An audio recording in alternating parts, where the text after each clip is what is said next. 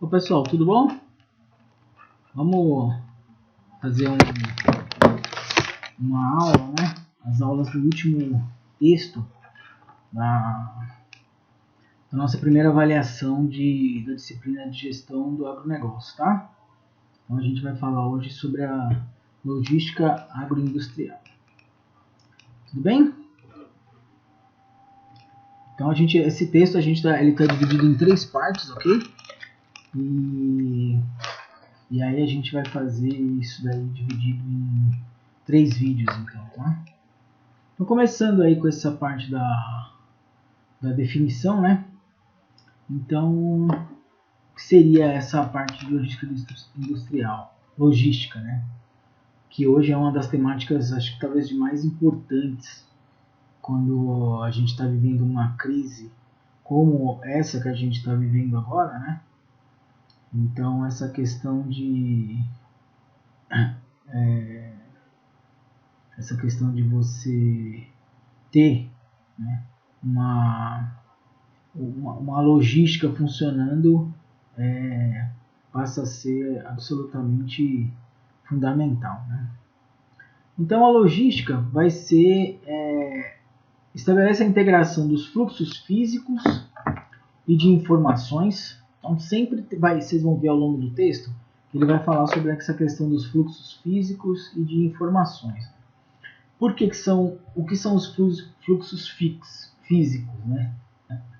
Os fluxos físicos, eles são efetivamente materiais, insumos, os produtos finais, né, que vão percorrendo ao longo da cadeia, né? E tem os fluxos de informações, né? Então, quando você chega a informação de que você precisa comprar algum insumo para abastecer a produção, chega a informação de um pedido e porque esse pedido chegou, então a gente precisa produzir. Então tudo isso daí são informações, né? Aí com base nas informações você começa efetivamente a ter os fluxos, né? A produção e tudo. E aí então vai ter essa combinação dos fluxos físicos e dos de informação. E eles são responsáveis pela essa movimentação, né, dos materiais e dos produtos, desde a previsão das necessidades para fornecimento de matérias-primas e componentes, né, que aqui no agronegócio seria a história do antes da porteira, né, tudo que a gente precisa, mas que a gente tem que está antes da porteira, né, passando pelo planejamento da produção, ou seja, o dentro da porteira, né, e aí depois o suprimento aos canais de distribuição para o mercado consumidor. Ou seja, tudo que vai acontecer, vamos imaginar que sejam as nossas frutas aqui do Vale do São Francisco, tudo que vai acontecer depois da porteira, né? Da produção vai chegar ao mercado consumidor. Então envolve tudo, a logística acaba envolvendo tudo isso daí. E vocês vão ver também que ao longo do texto sempre está falando muito sobre a questão de custos, né?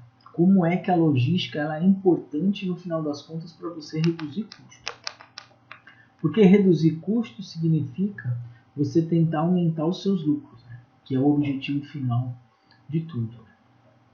Então as 3 etapas de atuação da logística na empresa vai ser isso que a gente está conversando. O antes de começar a produção, né? Os insumos que são necessários para se ter a produção. Aí se produz, né? E depois você precisa pegar isso que foi produzido e distribuir, né? E fazer isso chegar ao consumidor final.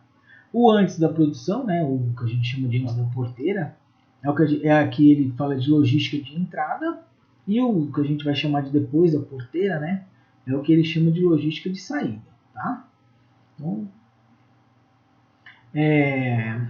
talvez não todos os produtores, né?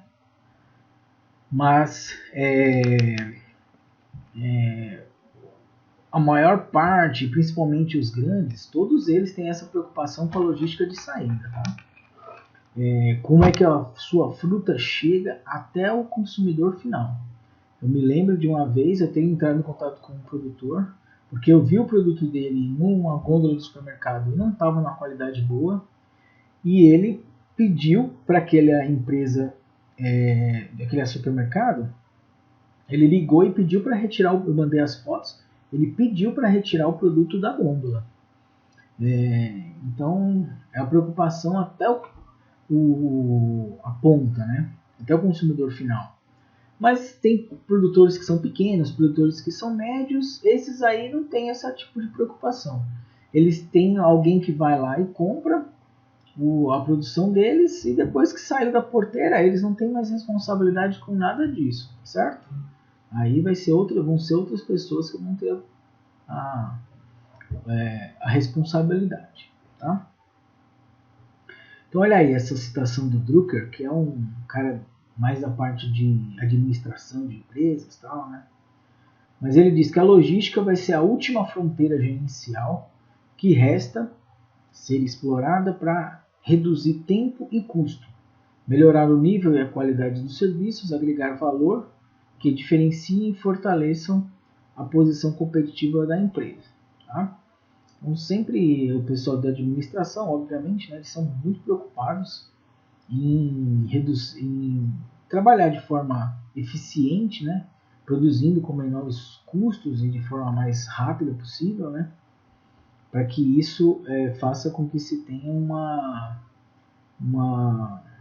maiores ganhos, né? E a logística acaba sendo fundamental, tá? Para todo esse processo acontecer, como a gente vai discutindo ao longo aí dos slides. Então a gestão logística vai cuidar da movimentação geral dos produtos, desde os insumos até a distribuição, tá? Enfrentando os problemas da distância que separa os clientes e fornecedores. Então isso daí se procura produzir sempre perto de um grande mercado consumidor, né? Mas nem sempre isso é possível, certo? Como é o caso da nossa fruticultura. Ela está distante dos grandes mercados consumidores. Então, a gente tem que essa questão a gente tem que minimizar, né? Esse problema, digamos assim, a gente tem que minimizar, tá? E aí isso daí fica a cargo do pessoal que faz a gestão da logística. Isso vale tanto para os consumidores como para insumos, tá? Uma vez eu participei de um evento, de uma palestra, uma pessoa que veio aqui de um grande setor de carnes, eles eram do setor de carnes, e eles estavam pensando em fazer um grande local de abate de animais aqui no semiárido brasileiro. Mas um dos problemas que eles estavam vendo como entrave, o clima era ótimo, ajudava tudo, eles tinham várias facilidades, mas era o acesso aos alimentos para os animais. Assim, uma quantidade imensa, de milhões de cabeças de animais que eram abatidas e que comiam muito, né? Precisava ter muita disponibilidade de alimentos. Então, para eles se instalarem aqui, teria que ter uma rota da região centro-oeste para cá de trens só trazendo alimentação para esses animais, porque na região até então se entendia que a região não tinha condições de prover alimento necessário para tantos animais. Era uma empresa daquele grupo JBS e tal, então era uma coisa bem assustadora o tamanho do negócio, mas acabou que não deu certo. Né? O objetivo da logística vai ser evitar quebras de suprimento nos pontos de venda e evitar abarrotamento nos agentes de todas as cadeias de suprimento. Tá? Então, é isso. Você não pode faltar produtos. Quando isso falta produtos, alguém teve algum problema na parte da questão logística. Né? Mas também não pode ficar sobrando produto demais. Né? Não pode nem faltar nem sobrar produto demais. Porque muito produto abarrotado ou cheio é custo, né? É custo aquilo ali, que não está girando, e também você não pode estar faltando. Né? Agora, essa semana passada, eu estava conversando com o pessoal daqui da região, e eles estavam dizendo que estava faltando um produto, que é um produto fundamental para se ter produção de manga, por exemplo, que chama Cultar, PBZ. e muita gente não estava conseguindo encontrar. E sem esse produto você não consegue aplicar ele na planta, e a planta precisa para poder, depois de X dias, ela começar a florescer e tal. E depois de tantos dias, as mangas estarem produzindo, né? Então precisa desse produto. E então era um problema muito sério. Como é que pode? Alguém falhou, né? Por algum problema teve que acabou evitando, tendo uma falta do produto nos pontos de venda. E aí isso faz com que se atrapalhe a produção e depois com que se atrapalhe a parte da logística de saída. Né? Então os custos logísticos têm muita importância nos custos de produção dos produtos do agronegócio. Você imagina que os produtos do agronegócio, vamos imaginar aqui as nossas mangas, as nossas uvas, mas eles não têm aquele valorizão agregado todo, né? Não é grande, muito valor o custo. Mas quando você começa a colocar os custos de transporte, dependendo da situação, às vezes você vai vendo que vai encarecendo demais, né? O produto. E aí a gente perde inclusive competitividade. Porque você imagina que você produz aqui, aí você leva isso daqui de caminhão até o Porto de Salvador, então tem o custo de levar isso até Salvador, de caminhão, diesel não está barato, em todas as estradas às vezes não estão muito boas, e assim sucessivamente. Aí tem lá o custo do frete, depois vai isso daí tantos dias de navio até chegar lá no consumidor, nas prateleiras do pessoal na Europa.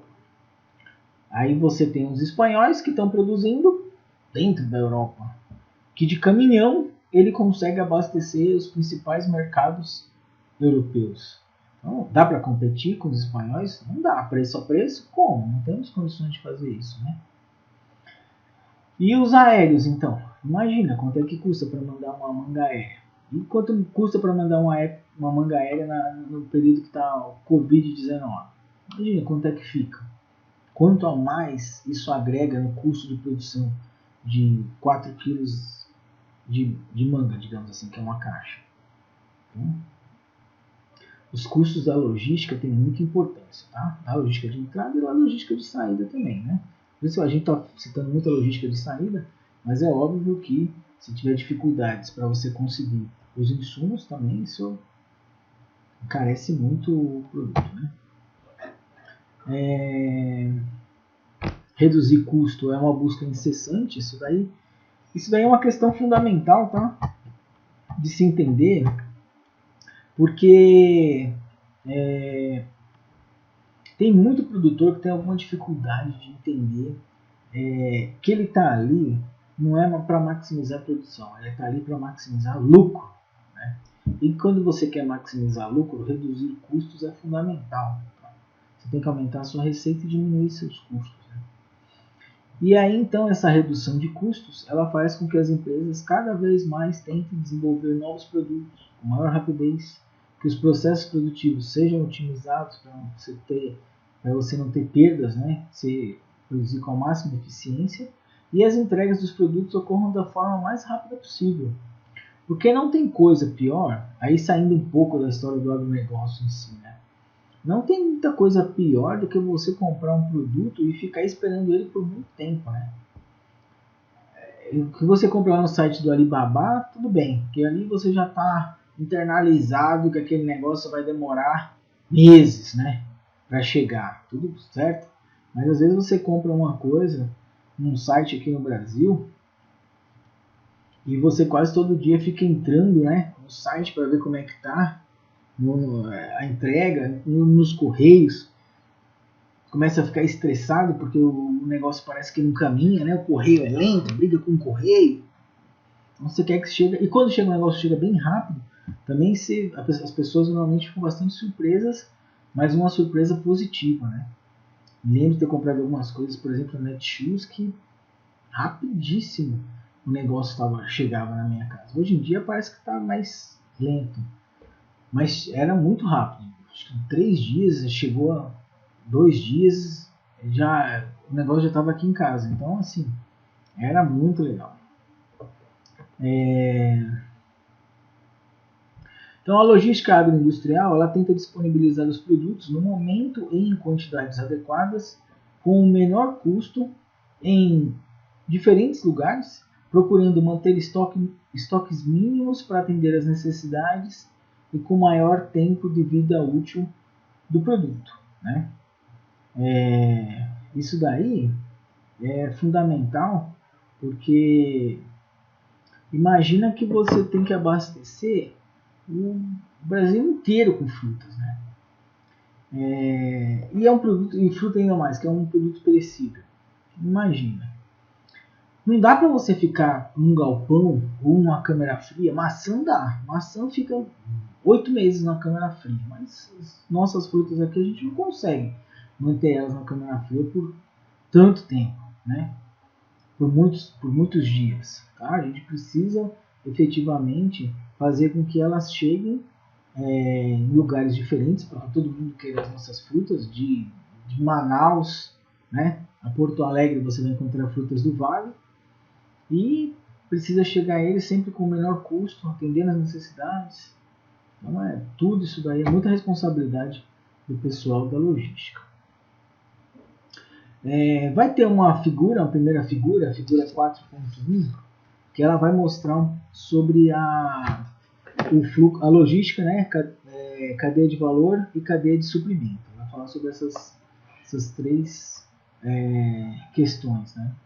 Então ela vai separar as atividades, né, os fluxos de suprimento entre as logísticas de entradas e de saída. Estou aqui com a figura. Então vocês vão ver lá, suprimentos, cadeias de fornecimento. Quando ele diz a montante, entendam que é o antes da porteira, né? Aí você vai ter o apoio à produção e depois vai ter a distribuição física, né? O que ele chama de ajusante ou depois da porteira. Então ali, o suprimento seria a logística de entrada, a distribuição física, a logística de saída. Para a logística de saída, o pessoal do marketing, de vendas, de serviços são extremamente importantes. Aí você vai ver ali o pessoal dos suprimentos, como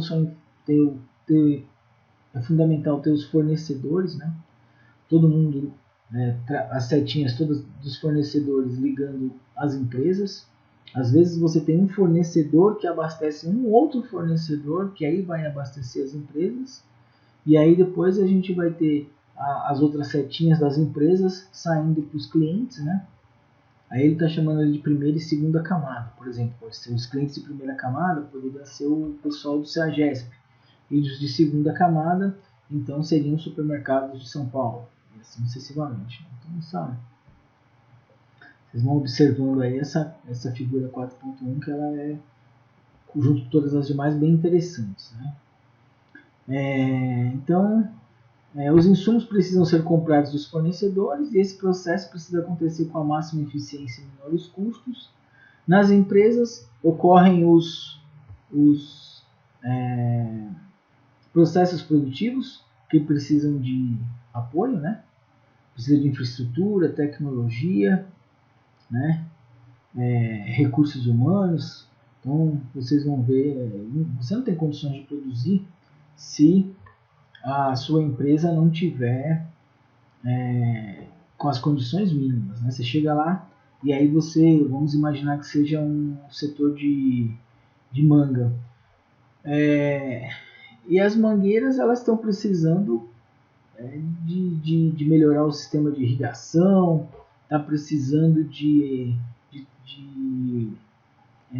fazer umas podas, elas estão mal cuidadas. Aquilo ali é infraestrutura, né? Ou então não tem um packing, só tem um galpão estranho, não dá para fazer o que às vezes é necessário. O pessoal de recursos humanos, que aí tem pessoas, é fundamental, né? Porque precisa de saber controlar quantas pessoas você vai precisar contratar, né?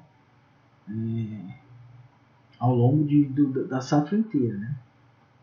E tecnologia, tudo aqui funciona com base na tecnologia, né? Então aí o marketing, o pessoal de vendas, tudo isso ajuda a distribuir os produtos para os clientes, certo? Tá aí a figura que vocês vão ler, ver na página 166 do livro, que a gente já falou. Então a ideia, né, isso aí é o pessoal de administração puro, né, administração na veia, é desagregar as atividades da cadeia e analisar individualmente, né, para verificar as que podem ser fontes de vantagens, né, onde se diferencia dos concorrentes, se tem ou não tem como fazer para reduzir custo, etc. Tá? Então essa é a parte da cadeia. Eles fazem esses quadrinhos, essas divisõezinhas com essas setinhas, mas ali o objetivo é isso. Você consegue desagregar tudo e aí você vai estudar cada partezinha daquela e entender como é que ela pode ser mais eficiente, como é que pode ajudar no todo, entendeu? Acho que facilita mesmo você ter uma compreensão, uma melhor forma de administrar. A figura 4.2 está na página 167, é a dinâmica de cadeia de suprimentos, escopo, funções e entidades. Né? Então é uma outra ideia, uma outra proposta que ele vai incluir as atividades de gestão. Tá? Então são diversas as atividades de gestão. Então tem aí gestão de relacionamento com clientes. Então é a análise do mercado e o desenvolvimento de programas com clientes para a apreensão de suas expectativas que suportam o desenvolvimento de novos produtos, trabalhando na concepção dos mesmos. Então, tem que ter isso daí é fundamental também. Sempre que se faz uma compra, é importante que se dê um feedback. Né? E aí, o pessoal gostou? É isso daí? Tem como acha que pode ser melhor? Tem alguma coisa que eles não acharam legais? E assim você cria um relacionamento, porque o bom é quando as pessoas compram e aí voltam querendo comprar especificamente aquele determinado produto, né? Significa que o pessoal gostou mesmo. E aí então você acaba fidelizando, né, o cliente. Né? Então você ter um bom relacionamento com o seu cliente, tem uma máxima que diz que o cliente sempre tem razão, né? Mas você tem um bom relacionamento com o cliente é fundamental. Né? Então tem que entender, tem que o pessoal estar preparado para isso. Mas tem outros aí, um quadro 4.1, vocês vão ver que existem outros. Gestão e desenvolvimento de fornecedores também. Porque você não pode só ter um fornecedor, tem que ter um conjunto de fornecedores. É importante você ter uma cadeia de pessoas que você possa contar. Porque se faltar em um, você pode conseguir no outro, e assim sucessivamente, né? Aí você vai ter aí gestão de comercialização de produtos, gestão de serviço ao cliente, gestão da demanda, gestão de pedidos, né? Tudo isso daí são questões que são importantes também. Eu acho que essa questão da gestão dos pedidos, eu fico muito me chama muita atenção quando eu compro uma comida pelo aplicativo. Alguém ali não pode vacilar, né? O cara que está recebendo os pedidos, entendeu? Ele vai receber o pedido, ele tem que clicar lá e dizer que, ok, a gente recebeu o seu pedido e vamos preparar aqui. Então ele tem que fazer as coisas acontecerem depois que ele recebe o pedido e tal. Depois a gente ainda pode fazer um feedback e tal, dizendo se o pedido veio de acordo com o que a gente estava querendo ou não.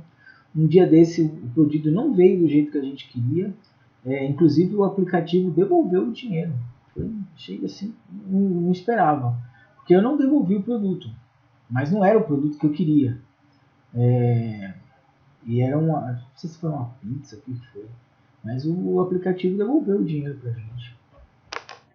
Tudo bem, não pedi, né? Mas eu só disse que, olha, recebemos, mas não foi o que a gente pediu. Então a gestão do pedido é fundamental. Tudo isso daí é de extrema importância. Tá? E tudo faz parte da questão da logística. Tá? Então a gestão tem os componentes, planejamento e controle, cultura e atitude, estrutura, poder e liderança, risco e recompensa, que são as que está no quadro 4.2. Né? Então a cultura e a atitude, por exemplo, ele coloca lá no livro estabelecimento de base para a resolução de conflitos advindos de comportamentos marcados por valores diferenciados e interesses contraditórios dos parceiros nos processos de negócios. Então, às vezes, isso pode acontecer, né? Os interesses são diferentes e aí, consequentemente, você vai ter algum tipo de conflito, né? E isso daí precisa ser administrado, precisa ser gerenciado. Você está querendo comprar um produto, mas para esse produto ele tem que ter determinadas características. Se não tiver, se tem um problema. Né? Por exemplo, com a questão, as próprias certificações. Né? Então, se você quiser vender para determinado mercado, não tem o que fazer, precisa ter a certificação, não tem como não ter a certificação, certo? Então, trabalhar para se chegar a uma conclusão. Vai querer vender para esse cara? Se quiser vender, vamos conseguir a certificação. Se não, não vamos conseguir vender e vamos tentar vender para um outro mercado. Mas ali você tem interesses diferentes. Você tem um interesse de uma pessoa que não quer ter certificação para não ter o gasto, e você tem um interesse do outro cara que vem colocar na gôndola do supermercado dele um produto que garanta que não foi ofensivo ao meio ambiente, assim sucessivamente. Então os fornecedores ali estão com diferentes opiniões, né? Ou interesses contraditórios. E aí isso daí precisa ser ajustado. Tá? Então aí tem um conjunto de componentes que fazem parte da gestão. Muito bem, aí você tem a figura 4.2, né? Que a gente deu uma citada, que é o que a gente estava falando agora, né? Quando ele insere a parte da gestão. Bom, os bens e serviços produzidos por uma empresa são obtidos com base em bens e serviços produzidos por outra empresa. Tá? Muito bem, para eu conseguir produzir uva, eu vou precisar comprar vou precisar comprar um sistema de irrigação. O sistema de irrigação é uma outra empresa que produz, certo? Eu vou precisar comprar fios, né? Os arames é uma outra empresa que produz. Eu vou precisar comprar os insumos químicos, que são produzidos por outras empresas. Então, o meu produto, ele só consigo produzir se eu comprar produtos que são produzidos por outras empresas, tá? E aí, então, a gente compra, aí ele vai sofrer modificações, né? Ou um processo, no nosso caso aqui da agricultura, menos modificações, mas ele passa mais por um processo, né? E aí depois que ele passa por um processo, que é a ingestão daquele produto, daquele produto químico, ou é o uso do produto químico, né? Que a gente chama aqui de manejo, né? Sofre os manejos, a produção agropecuária sofre o manejo, e aí depois de produzida, colhida, ela segue pelo canal de distribuição, tá? Em cada processo, ou cada etapa, vai sendo adicionado algum valor, né, ao que está sendo produzido, certo? E cada etapa do processo, aquele produto vai chegando mais perto do consumidor. Então o produto, quando ele sai da prateleira de uma loja dessa que vende produtos químicos, e ele entra numa fertirrigação, que é a forma de você aproveitar a irrigação para fertilizar a planta, então aquilo ali tá mais perto do consumidor. E é óbvio que aquilo ali sofreu um processo, né? E uma coisa é você ter litros de um insumo, e a outra coisa é você ter quilos de uma fruta. Foi gerado valor, né? Foi adicionado um valor. Quando saiu do produto químico em si, ou da água em si, e virou uma fruta, então ele agregou valor. Aí depois ele vai ser ajustado no packing, acondicionado, colocado nas caixas ou nas cumbucas e assim sucessivamente, e aí então já vai ter uma outra etapa sido vencida e o valor já é maior do produto, até ele chegar no consumidor final, tá? Então você sempre vai ter nesse processo de adição de algum valor. E esses valores, eles vão sendo trocados de mão, né? Trocados de mãos conforme vão acontecendo as etapas, tá? A gente compra o produto químico, o insumo paga o rapaz da loja. As uvas são acondicionadas nas caixas, dentro das cumbucas, e aí são vendidas, você paga o produtor. E aí depois chega em Rotterdam, e aí de Rotterdam vai para o supermercado paga o player lá, e assim vai, né? Entendeu? Todo mundo vai recebendo, conforme faz as etapas, cada um vai recebendo. Ficando com a parte, né, do que foi produzido, tá? Os componentes do sistema logístico são responsáveis pelas atividades básicas e de apoio. Tá? As atividades básicas são transporte, manutenção de estoques, processamento de pedidos, e o apoio é armazenagem, compras, etc. Essas atividades cobrem as funções informativa e física, né, daqueles fluxos de informação e fluxos físicos, né? E aí a figura 4.3, que está aqui na página 172, ele mostra. Então, ó, o fluxo físico acontecendo, né? Tem os fornecedores, passa pela produção e chega nos clientes. Então, ali fisicamente, você vai pegando litros de um determinado produto, você vai pegando litros de água, você vai pegando depois quilos de fruta. Então, é físico aquele negócio, certo? Você pode pegar nele. E aí você vai ter os fluxos de informações, que são as informações você não consegue pegar, né? Certo? Quando um cara faz uma ligação, né? E diz, olha, eu estou precisando comprar tantos litros de aí do produto tal. Ou tantas enxadas, ou seja, o material que for. Então, aquilo ali é uma informação. Né? Quando o cliente liga e diz, ó, eu vou querer aquela fruta, aquela uva, com aquele Brix tal, etc. Aquilo ali é um fluxo de informação, certo? Que o cliente está passando. E que vai atuar para ajustar o fluxo físico, né? Tudo relacionado, né? O fluxo físico e de informações, eles são questões relacionadas totalmente. Né? Um existe em função do outro. Tá? Então a logística está presente em todas as transações. Cada transação admite um ciclo de operações que a gente chama de desempenho. Né? A integração na cadeia de suprimento considera a sincronização de diferentes ciclos de desempenho. Porque cada etapa dessa vai depender de que vai depender para cada etapa dessa acontecer. Então tem que ter um funcionamento. Você só vai conseguir comprar os insumos se alguém tiver produzido os insumos. Então tem um ciclo de operações que é a criação, né, a fabricação dos insumos, certo? O packing só funciona se tiver a produção. Então tem que ter a cadeia, o ciclo do desempenho da produção tem que acontecer para que o ciclo de operações do packing funcione. Então tudo isso daí acaba sendo sincronizado. Uma vantagem nossa, mas que não é de todo o sistema agropecuário, é que a gente consegue no Vale do São Francisco produzir durante todo o ano, né? Porque a gente tem sol, né? Tem irrigação, então a gente consegue produzir.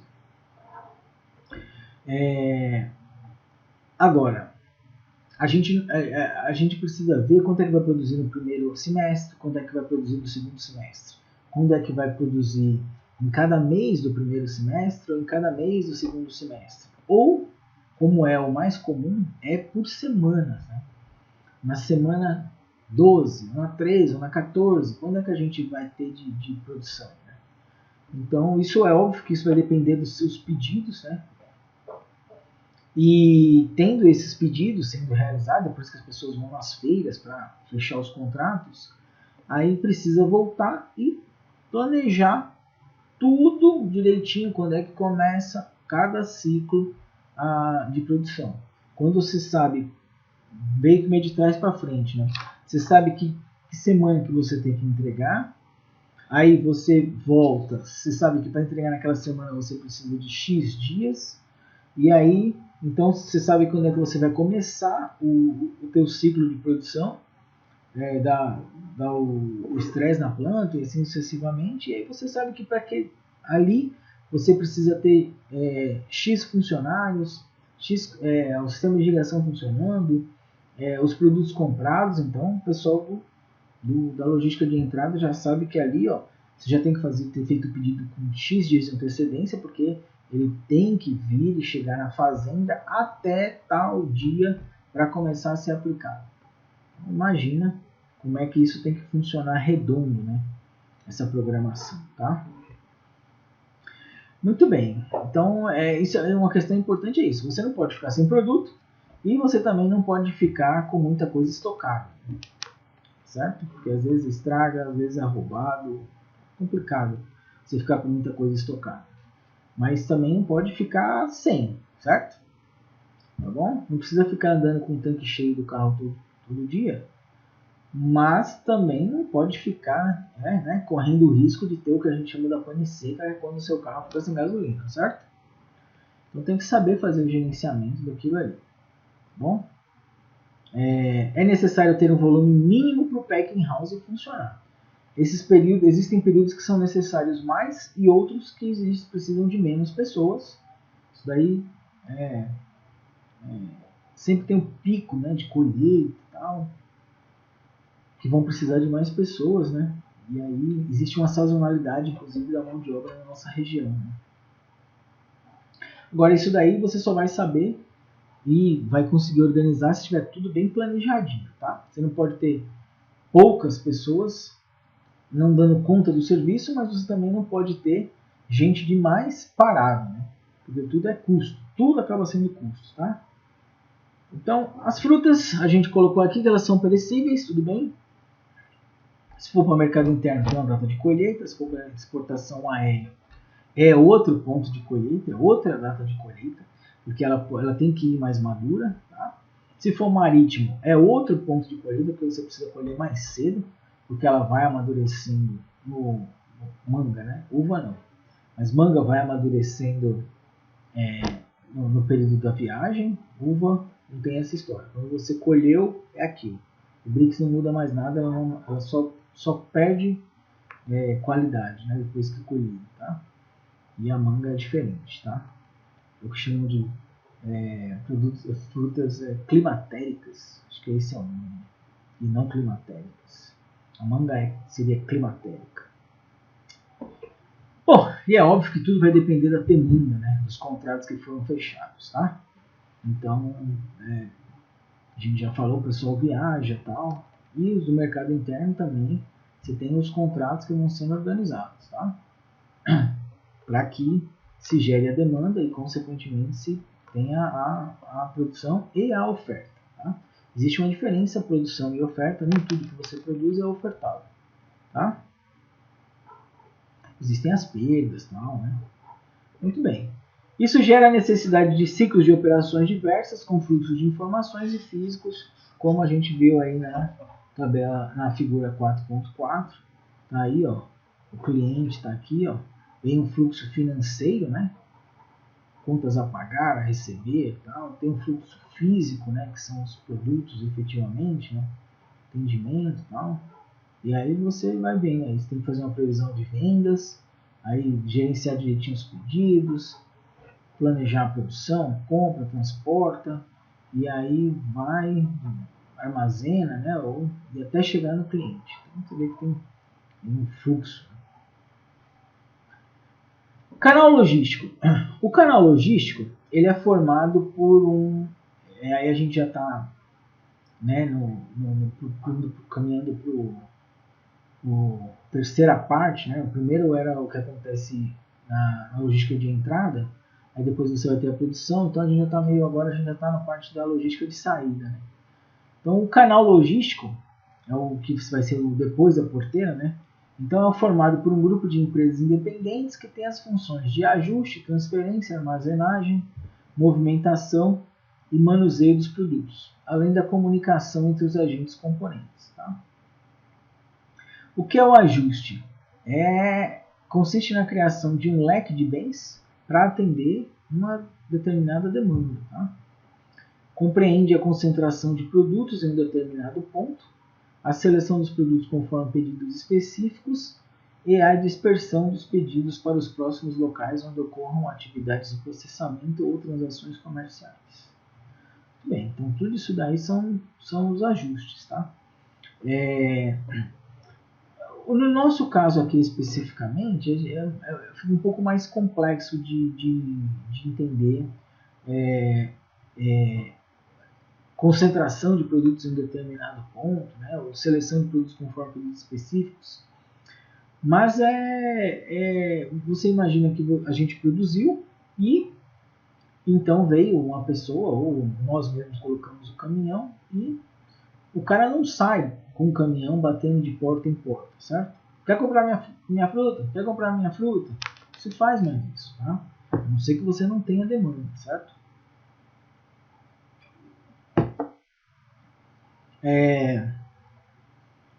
Se leva o produto e se concentra em um determinado local, certo?